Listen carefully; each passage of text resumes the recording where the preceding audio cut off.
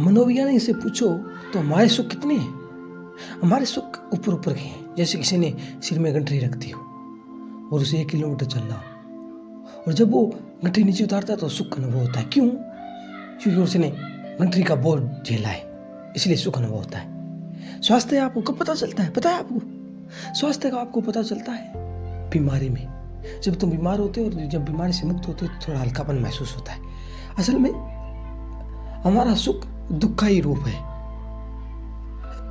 जो हमें सुख दुख पीड़ित करता है, तकलीफ देता है, अगर हम उनसे मुक्त हो जाते हैं तो हमें थोड़ा सा सुख का अनुभूति होती है। बस हमारे सुख इतने ही है। इसका मतलब ये नहीं तुम आनंदित हो जाते हो। याद देखना, आनंद अलग घटना है, अलग आयाम है। अब तो मनोवैज्ञानिक भी कहते हैं कि दो बच्चे भी समान नहीं होते। आपने देखा है?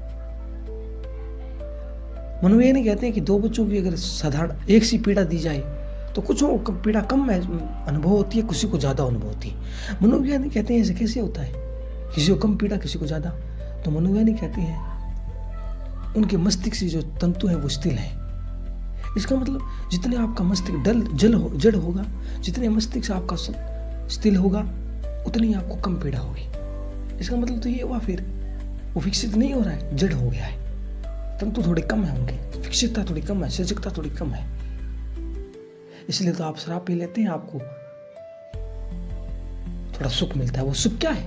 थोड़ी देर के लिए आप मस्तिष्क को, तंतुओं को स्थिर कर देते हैं, शांत कर देते हैं, थोड़ा बेहोश हो जाते हैं। इतना ही सुख है। हमारे सारे सुख बेहोशी के हैं। जिन चीज से मुझे पीड़ा होती है उसके प्रति मैं थोड़ा बेहोश हो जाता हूँ।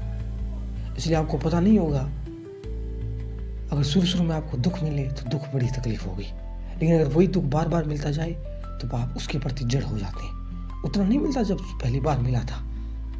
इसका मतलब तो फिर ये भी होगा, जिसे हम सुख कहते हैं, अगर वही सुख बार बार मिलता रहे तो सुख अनुभूति नहीं होगी, ऊब जाओगे, थक जाओगे। इसका मतलब तो ये भी होगा।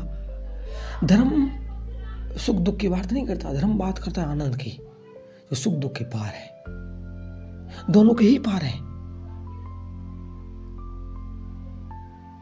उसकी बात करता है धर्म।